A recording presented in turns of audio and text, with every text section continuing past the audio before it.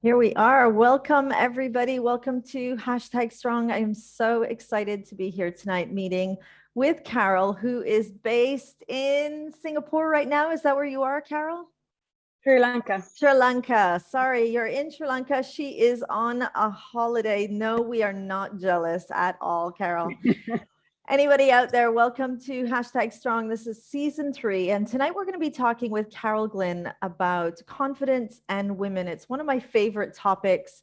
Definitely something that I believe has a huge impact on the well-being. For anyone watching this thinking, why are we only talking about women and mental health and confidence? I promise you we will have a very similar episode in the upcoming weeks where we do talk about men. And tonight we just want to be focusing on women, but we haven't forgotten any of our male participants. Just before we begin, I want to properly introduce Carol. Carol Glynn let me try that again. Carol Glynn is a finance coach and chartered accountant and the owner of, I'm going to say this properly, Conscience Finance Coaching. She is based in Dubai in the United Arab Emirates. We have had a few conversations already. I'm extremely excited to be introducing everyone to Carol because not only is she a chartered accountant and a finance coach, she is a woman who is very, very confident talking about finance and spends her days helping women and young girls become more confident about their finance. So Carol, welcome to Hashtag Strong. I'm so excited that you took time away from your holiday to join me here this evening. Thank you so much for having me. It's my absolute pleasure. My favorite topics to talk about. So I'm more than happy to be here. You know, Carol, I mean, I want to talk a little bit about the reality, the logistics of finance, but I also want to be talking about the emotional challenges that this conversation brings to many people. We are focusing on women tonight, but before we get into that really, really deep, vulnerable conversation, maybe you can talk to us a little bit about the type of work that you do and how you help people when it comes to this conversation about money. Okay. So my main passion, my reason for my business is to help women feel more empowered by money, to feel confident when it comes to managing their own money. I mean, I do have male clients as well who represent or who relate to what I say, but there's many reasons why I really focus on women, because I think that mainly because we're massively underserved in this area. And I think that there are more women out there than men who feel overwhelmed when it comes to managing their money. And to me, money is just a tool in our lives. It's a power that helps us drive our lives the way we want to live it.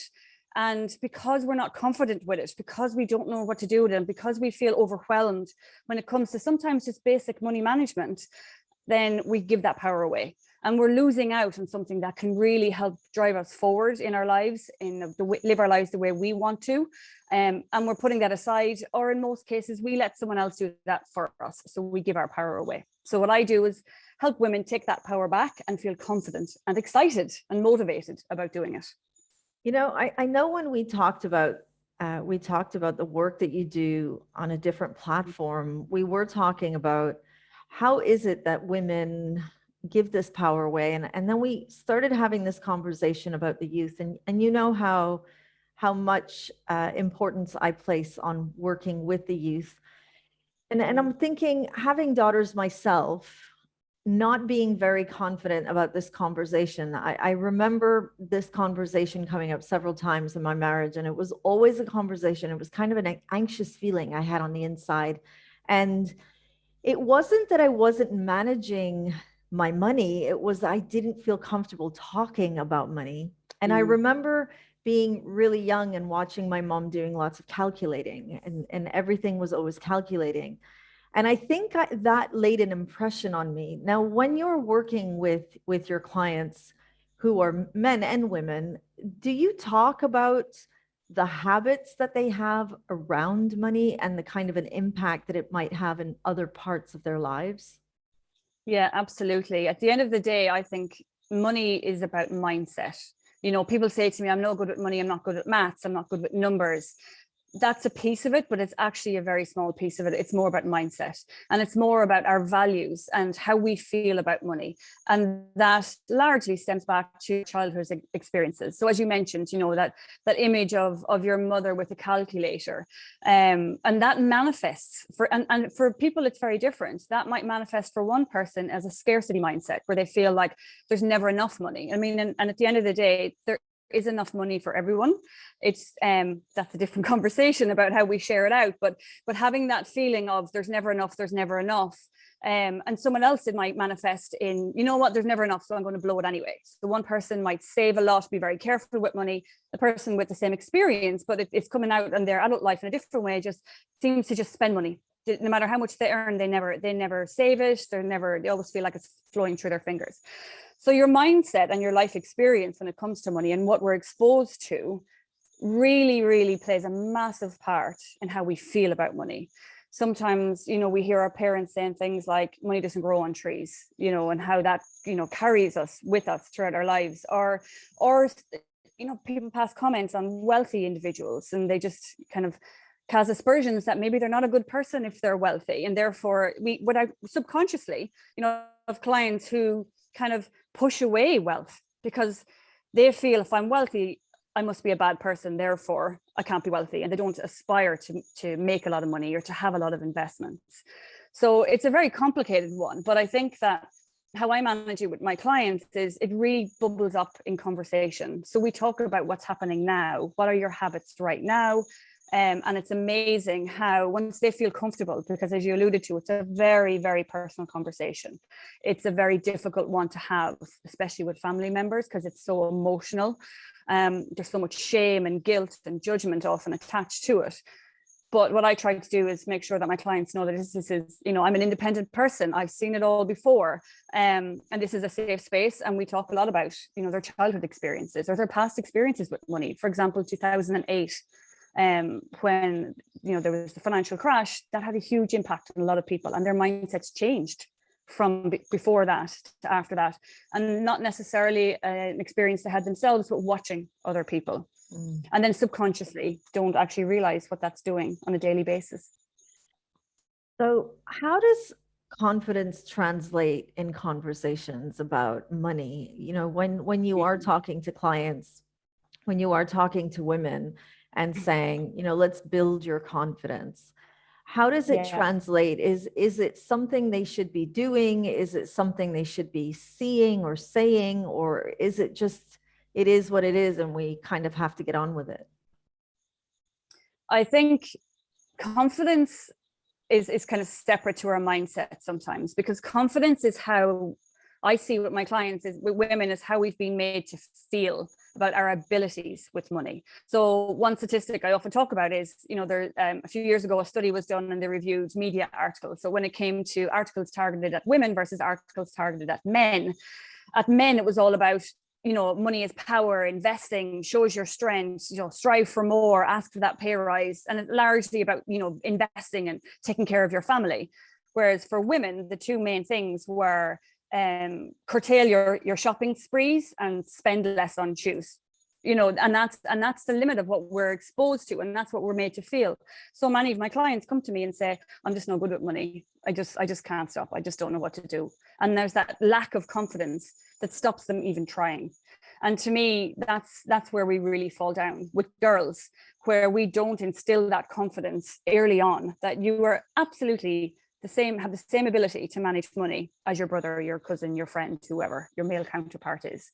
And I find that just taking small steps, doing little things, just thinking about your money, reading an article, read a blog, talk to a friend. Another thing is, when it comes to confidence, is pretty much every client I deal with or I work with comes to me and says, I can't talk to anybody else. I'm too embarrassed. Everybody else seems to know. They're all in control of their money. They seem to know what they're doing and I don't.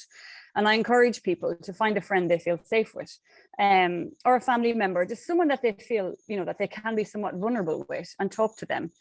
And when it's a female, every time they come back to me and said, their friend, let's say, or their sister, whoever it might be, says essentially, I feel the same.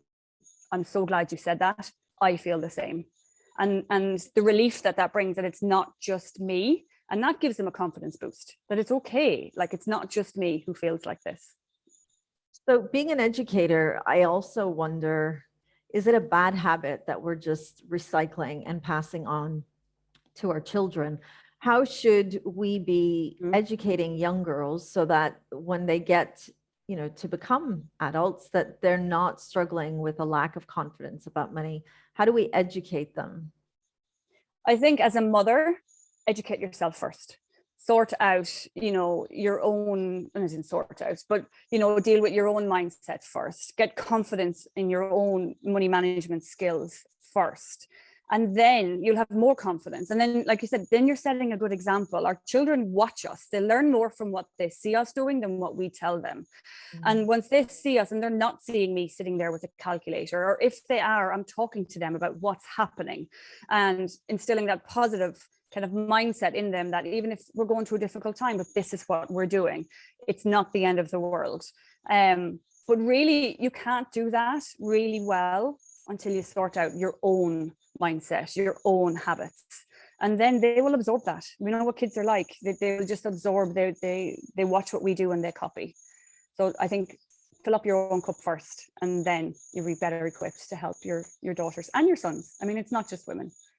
No, it isn't. It really isn't women. When I think about mental health issues, particularly now through this pandemic, and as we're starting to see different countries around the world coming out of it, or at least it looks like we're coming out of it, we're now starting to kind of see two camps of people: those who have survived the pandemic, still employed and feeling like, okay, we can start taking holidays again. And then you have those who really didn't survive financially through that pandemic, and kind of looking at others and thinking, you're so lucky that you are employed. What can we do so that I heard you saying that, take control of your money, or, they're in control of their money. What should women be doing so that they do feel more in control? I know we talked about a couple of things, but let's kind of put it into context, top 5 daily habits, or things to be reading, or things to be doing, so that they can walk away from this interview and feel like, tomorrow I'm going to try something new. Yeah. I think the number one thing, and it never has an initial positive reaction, is learn to budget. And when I say budget, I don't mean as in restraint, because most people, when I say, let's talk about budgets, when I ask, how does that make you feel? They say like shame, restraint, restriction. That means I can't spend, there goes my Starbucks coffee, whatever it might be. And for me, it's not that at all. I mean, sometimes that might need for a little while until we get back on our feet like that. If we've lost our job, we need to, look at what we can and can't do with the resources that we have. However, for me, it's a tool. And it's a life skill that really, really helps us, because then it will instill the confidence, because you get so much clarity when you're budgeting. So I'd say the first thing is get clarity on your situation right now. And the best way to do that is to sit down and rip that Band-Aid off and look at your budget. Look at, for the last 3 months, where have I spent my money? What are my expenses? How much is my rent compared to my income? Just get full knowledge of what's happening. And I do this as one of the first things I do with my clients.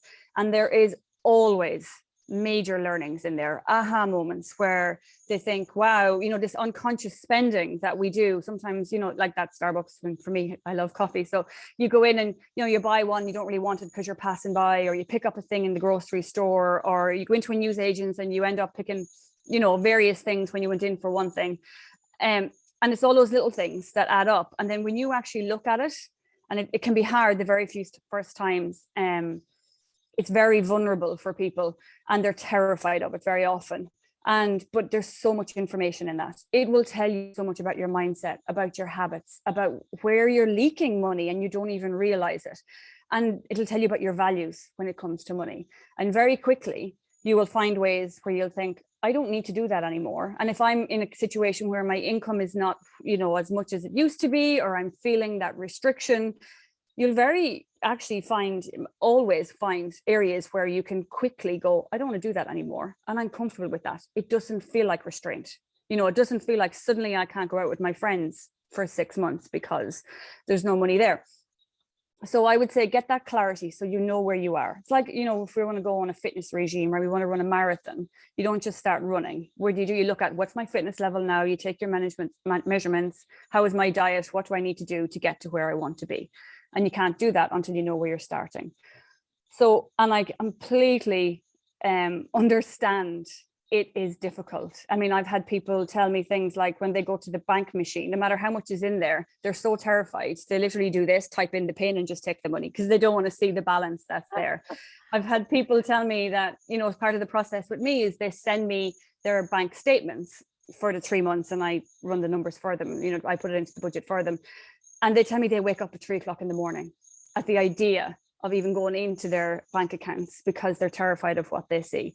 But what I will say, and there are statistics behind this as well, that shows that actually for something like 70% of people, it's not only not as bad as they thought, they're actually wealthier than they thought.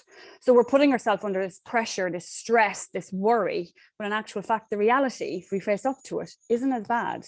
Or if it is, we know what to do now. We can make a plan.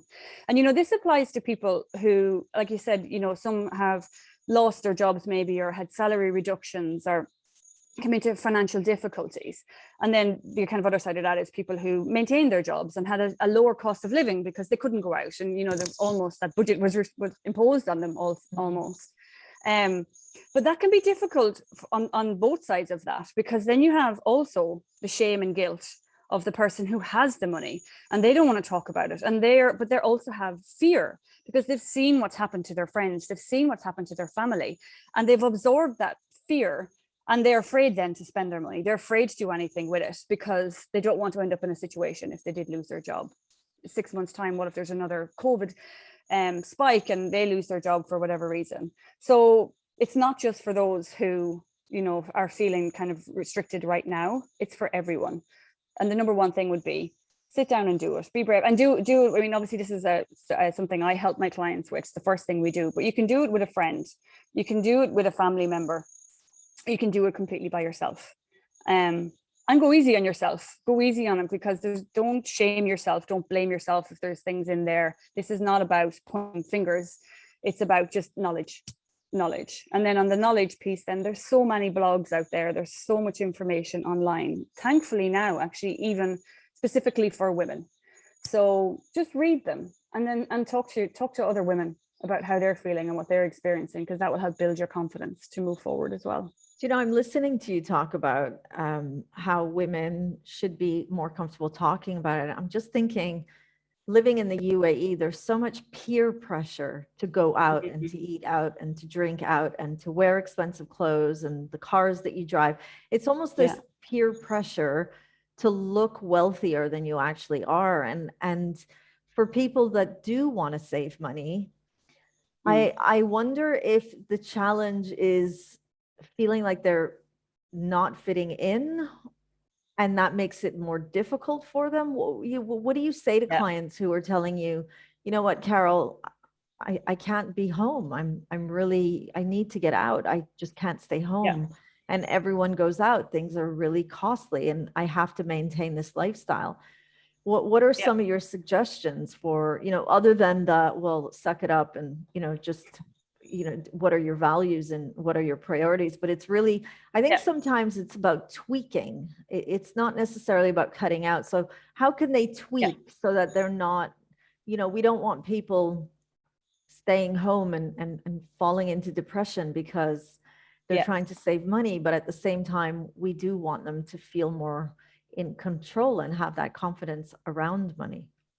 Exactly. And it's one thing I think where we've been failed when it comes to financial advice. There's too much of, like you said, just suck it up, just do it. And I've had clients come to me purely because they were quite relieved and hopeful because I was a woman, that they could relate easier to me because they went to male friends mainly or call it brothers, and the attitude was much like, just do it. Like, I just don't, it's very kind of straightforward, just do it.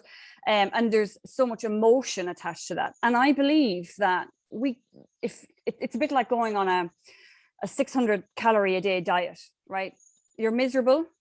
right, you might save money in the short term, but you can't sustain that. You can't live like that, and you lose everything around you. Like when that in a diet, you can't go out and eat with your friends. It's not sustainable, and it's actually not healthy. And it's the same when it comes to your money. And that's where getting that knowledge, like I mentioned, and the clarity about where your money is going, and then you prioritize.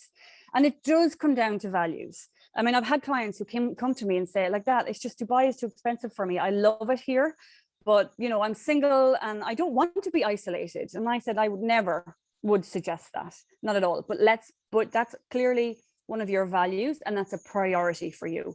So then we make sure we put potentially on the need list rather than the want list a certain amount of socializing, because we need community. We need, especially at the moment, we need that connection with people. I've had one client, for example, who, when we talk about takeaways, there's the needs, how we talk about needs, wants, and savings and investing. So we say 50% of your income maximum goes towards your needs, 30% goes towards your wants, and 20% ideally at least 20% to savings and investing. Most people would say takeaways are a want, right?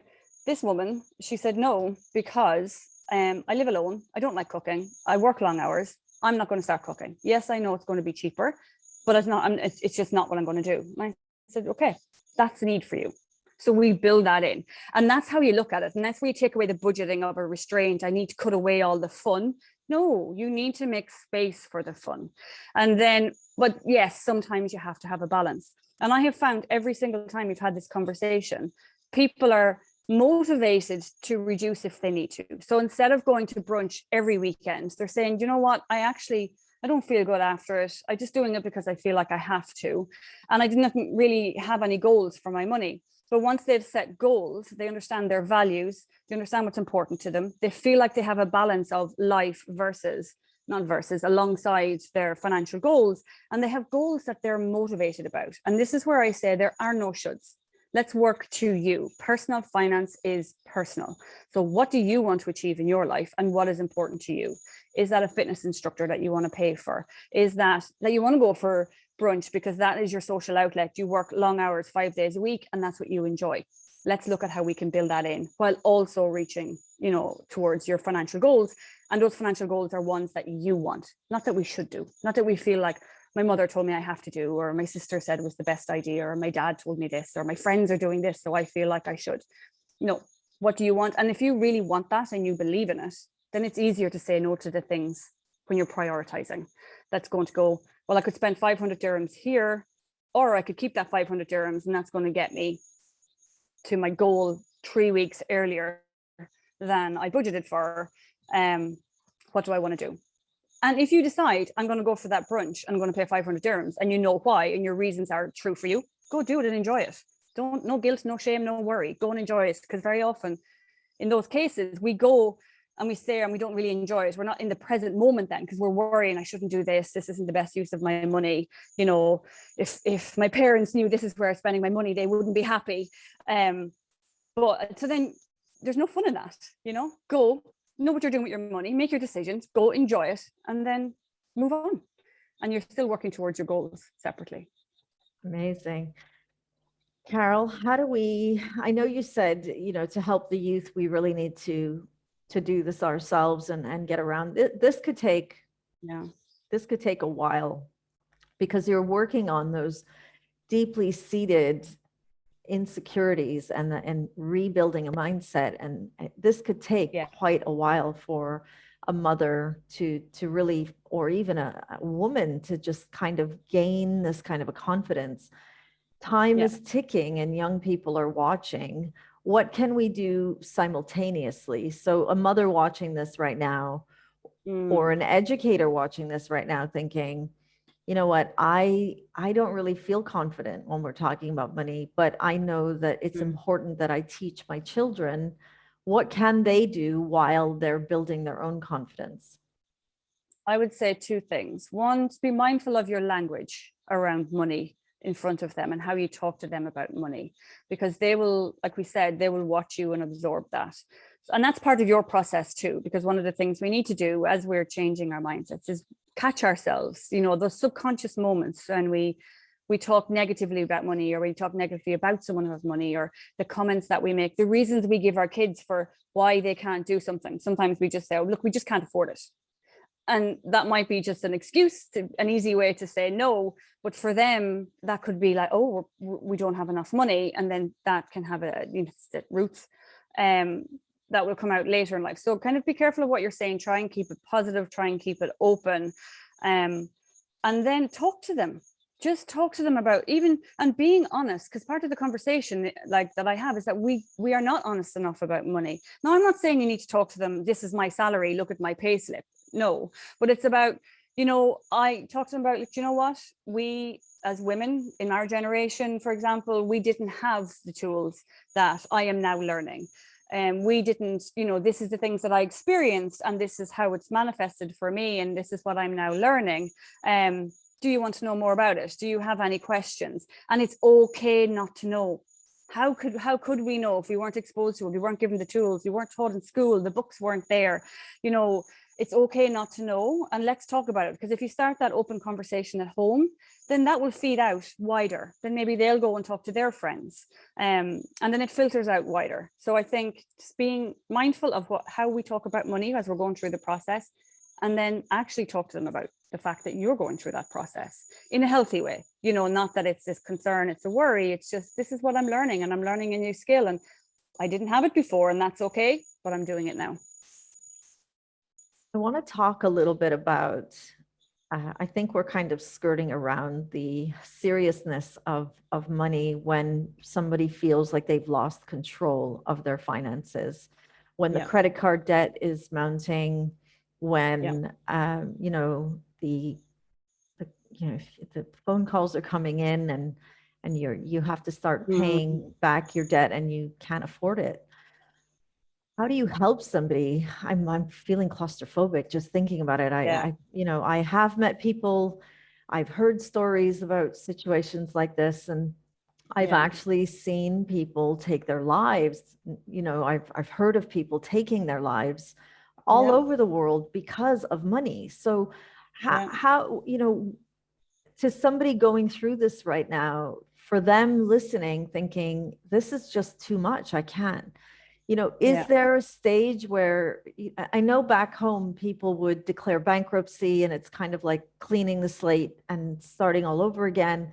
But in some parts of the world, that's not an option. What do you tell a client who's drowning in debt and doesn't know how to get themselves out? Is there help? Is there something they can do?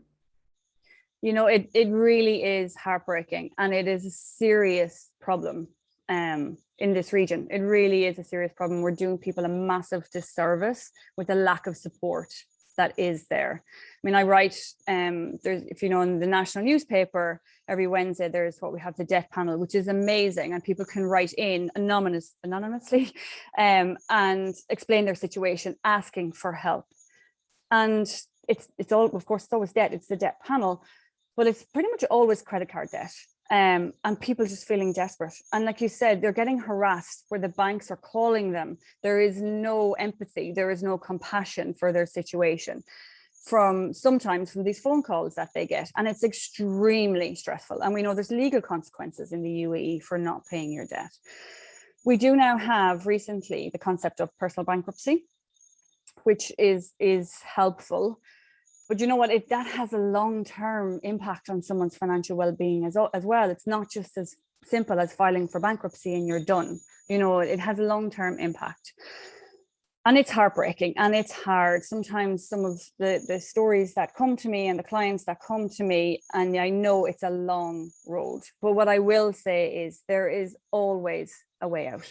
There is always a way out. And I think not talking about it, it's a bit like initially, I mean, it's not, comparison really, but not talking about it makes this always, no matter what we're dealing with, makes the problem seem bigger. The minute we talk to somebody else and find someone who we can just be vulnerable with, I think immediately feel like, okay, now maybe I can start getting my head above water. And sometimes you just have to make extremely difficult decisions and have that situation where you have a period of time and socialize, or there isn't much of the wants in your budget just to get yourself above water. And the banks do tend to be, once you show willing, once you show them that you want to pay back, they will eventually. It might take a little bit of, proof where you've paid off as much as you can over a period of time, and they will start to help you. There's me, obviously, who I help people through this, because there's many ways to approach debt, which again, we don't know, we're not educated on. It's not just as simple as putting money to it. There's many ways to approach it, and talk to someone who can help you think through it, because doing that by yourself is extremely stressful. And money is the number one cause of stress in the world. And that's stress when we have debt, and even stress for when we have, I had one lady recently tell me she wakes up at 3 o'clock in the morning because she has a substantial, I won't say how much, but a substantial amount of cash sitting in the bank. And she knew she should have invested it. She didn't do enough with it. It worries about her having it here. She doesn't know where to put it. And that's causing her a massive amount of stress. So, but she said just talking about it already, she said her shoulders were lifting. And it's the same when I had one client who again felt like she was never going to get out of the debt. It just seemed to be growing and growing. And this is the problem with credit card debt, because the regulation isn't there, let's say, to protect consumers when they're being sold. And people find themselves innocently in debt with credit cards because they don't understand how they work. And then it becomes this massive mountain that just seems to be growing. And what I do is we sit down and we go, right, let's look and make a plan. And that plan could be 6 months, that plan could be 3 years. But I think having a plan, a light at the end of the tunnel, something to work towards will help. And every single time I've worked with a client to do this, they've actually paid it off sooner than the plan, because we still try and build in a life of some, joy in that period of time. But they find themselves so motivated, and they can see the difference. They can see like that snowball growing, that they end up, saying, right, for 6 months of sacrifice, I will gain myself maybe 1 year in the long run, because the more you pay off up front, the quicker you will actually pay that debt. The more front loading you can do, the better. And they end up doing it faster because that light is there. They have something to work towards, and they have someone to talk to. And I think having someone to talk to is important. Amazing. Let's talk about peer pressure a little more, because I think it's a big thing. So you mentioned talking to people around you. What about making an audit of friendships and an audit of the people that you surround yourself with? Is that a conversation that you have when you are sitting down with your clients, and that, okay, let's not just look at where you're spending your money. Let's look at the kind of relationships you have around you that is kind of triggering the need to keep up with the Joneses, as they say. Yeah. The phrase where they say is it the average of the 5 people you surround yourself with? So in every aspect of your life, it's important to surround yourself with people who are like-minded and supporting of your values and your goals. Because if you have someone who doesn't respect, maybe you've made changes and you're saying, I'm not going to go out every Thursday night, or I'm not going to go to brunch, or I can't afford, or not that I can't afford, I'm choosing to use my money differently. I'm not going to do that activity every month anymore. And someone who's trying to put pressure on you and not supporting you and not respecting you. And it's important to put up boundaries and explain to them. And sometimes, yes, you lose relationships, and that's really unfortunate. And that can be really difficult, especially somewhere like the UAE, because as expats, our friends are our family. It's hard, and that is our outlet, that is our connection, that is our community. So it can be difficult. But I will also say the vast majority I found where their friends are like, what are you doing? What are you questioning? And then they can see the difference after a few months. They then come to them and say, actually, what are you doing? Can you tell me? I want to learn what it is. I see the changes that you're making. Actually, I've thought about it. I want that too. That happens a lot as well. But you do have to be prepared. It's no different. If you want to make any positive change in your life, sometimes our relationships fall by the wayside. And that's a fitness regime, or drinking less, or, whatever it is, your social circle may change, and that's tough. But you'll find you attract other like-minded people. And once you're convinced of why you're doing it, it does make it a little bit easier. Well, I'll tell you, the one thing I try to remind myself when I'm tempted to do things, or you know, when I'm tempted to spend more than I'm supposed to, I kind of remind myself, you know what, at some point you're going to want to go on a vacation or retire one day, and these Yeah. moments are going to start to creep up on you. Is that something that you think people should be spending more time thinking about, or are we just supposed to kind Yeah. of put that to the side? Is the, you know, I think the saying used to be save money for a rainy day, but really the reality is just have enough money so that you don't have to worry, you know, will I survive if I lost my job for, you know, the next few months or up to a year? Is that Yeah. something that you hear a lot of, or is that just a negative mindset that we shouldn't be focusing on? No, I think that's a very positive thing. And like I mentioned, I don't believe in shoulds. Personal finance is very personal, and every person's financial goals or life goals, really their life goals, need to be specific to them, because otherwise we'll give up. It's not motivating. And when something tempting comes along, it's forgotten and we give up. However, my one and only should is that emergency fund, that sanity fund, that walk away fund, whatever it is you want to call it. For me, that is number one when you start looking at your finances first, because that is your financial safety net. That is your short-term security. And that is what helps me sleep at night, so that I know, you know, if my income is zero tomorrow. And with COVID, we think we've learned it's possible, right? For some people who had very secure jobs that never would have worried, suddenly completely out of their control. What do you do if you don't have a set amount of money that you can fall back on?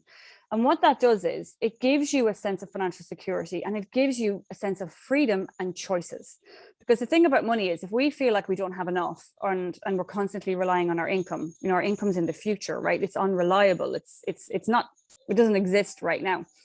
But if we have money sitting aside that we know if we need to, it's there, it's freeing. It clears our mind and allows us to make more clear judgments when it comes to money, which is kind of, I suppose it's like your foundation. And what it means is that you can, if you lose your job, you can pay your rent, pay your mortgage, pay for groceries, pay your kids' school fees for whatever period of time that you decided is the right amount for you. And it's minimum of 3 months of your expenditure, we say, up to maybe this is 3 to 6 months, but depending on yourself. Again, if you've got a lot of responsibilities like me, I've got 3 young kids, school fees, rent, you know, I have 2 boys and they eat a lot of fruit that costs a lot, so I have to make sure that I have a lot of groceries, emergency funds sitting there. But it means that if my income completely dries up, I don't have to panic. I'm not immediately having sleepless nights. It gives me the space to think about, right, what do I do next? I have enough money to take us home to Ireland if that's what I need to do. I have enough money to pay for me, I like 9 months, but I'm quite risk adverse. So a lot of people might say that's too much, but I've got 9 months that their schools are paid for, the rent is paid for, while I figure this out. What is my next move? And can you imagine the difference in that versus there's no money? I have nothing to fall back on. I get my last salary. What do I do? And you end up then taking jobs, maybe that if you get a job, you take any job. You take one that you're not happy in. If you've got time to breathe, you can maybe wait and find the right job, not just any job. And that is my one should. Absolutely have that rainy day fund, emergency fund, the sanity fund, whatever. Some people call it in a polite way, my walk away fund. So that, you know, if you want to leave your job and you've got time, or some people just say it's, you know, if I need to go home, I can get me and my family on the plane, I can pay for it, and I don't have debt, and I can do it. And I think that's grounding, and that foundation is very, very important. And then build on it. Very empowering as well. Let's talk about relationships and money. Many times, or very often, we see that women have to take time off because they're having children, and they, you know, they want to be able to be at home with the children for a certain amount of time. And then suddenly they find themselves being dependent on their spouse for money. And at times we also hear that women will stay in unhealthy relationships because of fear of leaving because of their financial dependence.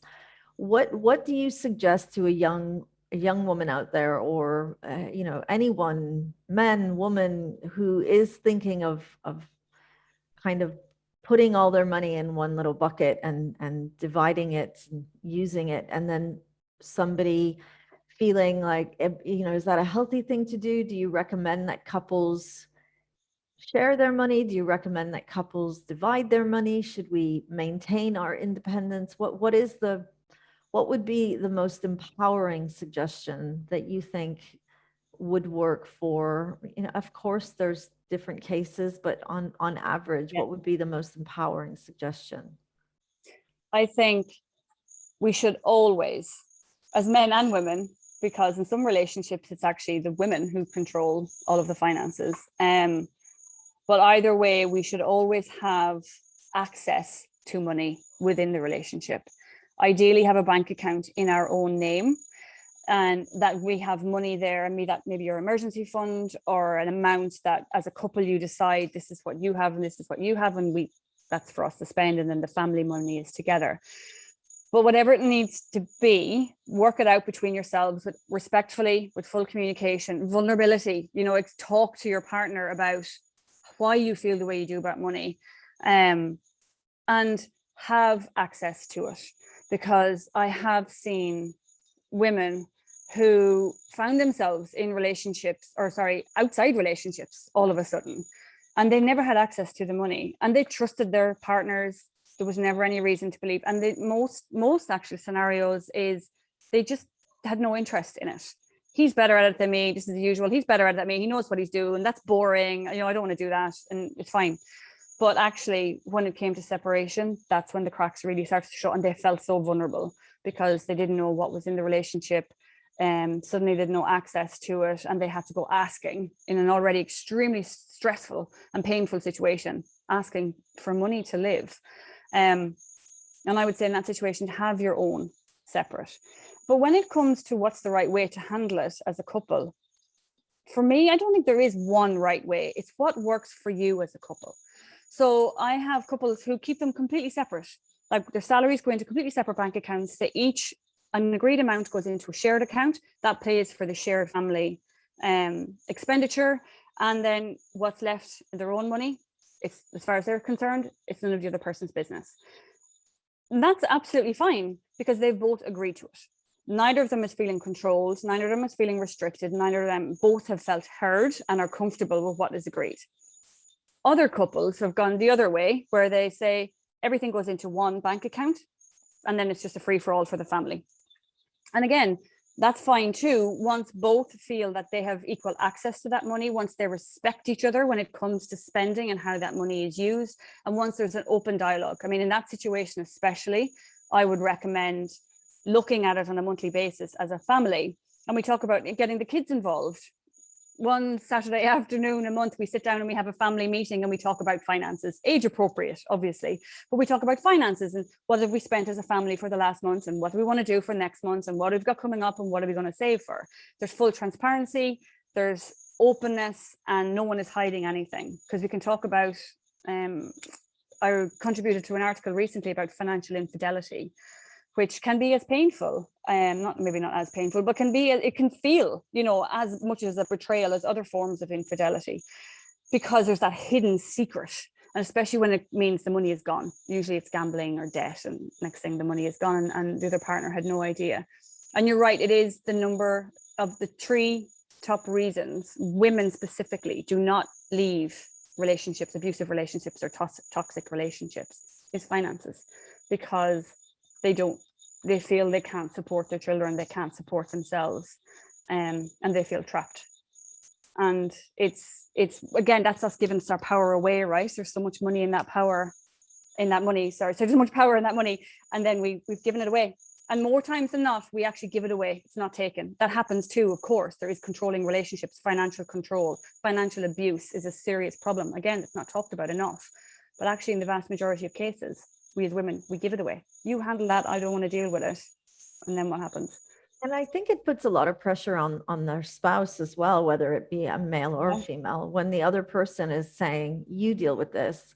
That's quite an amount of pressure to put on one person, because suddenly they're not only responsible for making sure that, the expenses are paid, but they're also responsible for making sure that there's a nest egg, and they're responsible for doing all of that budgetary. So it has to be an immense amount of pressure on the other partner as well, which then maybe they make decisions because they think they're doing it for the right reason, and then debt starts to climb, and Yep.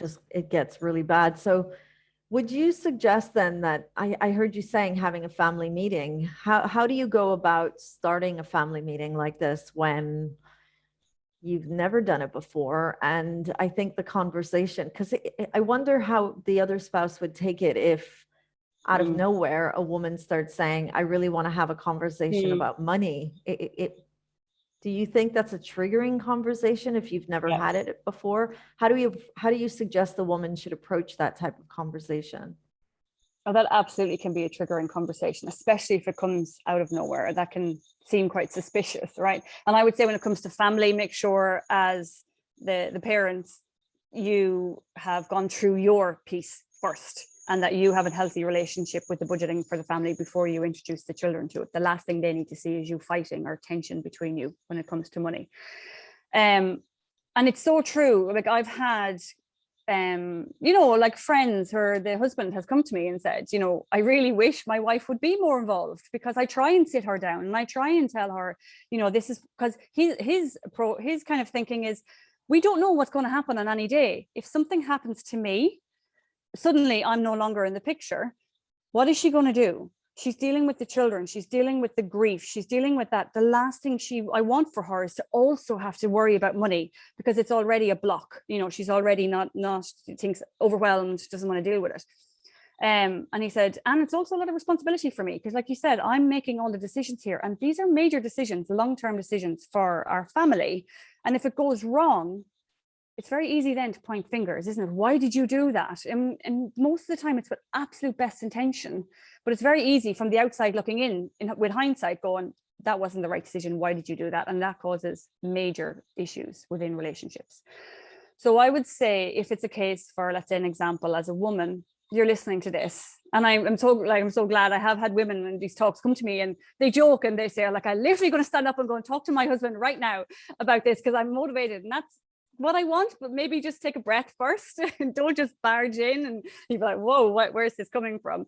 Take a breath and think about what it is you want to achieve, and then talk to him honestly and say, I know I need to understand a bit more about our finances, but I'm nervous because I feel vulnerable, because I haven't done this before, because this is how it makes me feel. I get anxious. I feel like I can't do it. Many women tell me, I'm afraid you're going to think I'm stupid. Because I don't know what to do. You seem to know what you're doing. I don't want you to judge me. I don't want that vulnerability. It's hard. It is very hard, but try and be honest as you can, and softly, like, don't just open the door and go, tell me about the money. Some men might react well to that, but I know if that was me on the other side of that door, I'd go, whoa, what's what all of a sudden. And again, no shame, no blame. When he in this example is explaining to you what's happening, this is what's going, these are the decisions I've made. Like I said, from the outside looking in, it can be very easy to start going, but why did you do that? And shouldn't you have done that? And someone else told me that they've done this. Why haven't you done this? That's not going to help. Let's keep it the open-ended questions. Okay, tell me more about that. What was the situation there? Help me understand why you made that decision, so that, be open-minded, and no shoulds, no blame, no pointing fingers. It's not an audit. This is you learning and becoming, a partnership when it comes to the finances. And I think by doing that, suddenly both partners are more consciously aware of where they're spending. Yes. And they're aligned with how they're spending and why they're spending as well. I mean, we could talk about this forever. I know we're coming right to the end of our conversation. If you could leave women and young women with one empowering thought, something that could really make tomorrow the beginning of a new day, what would that be?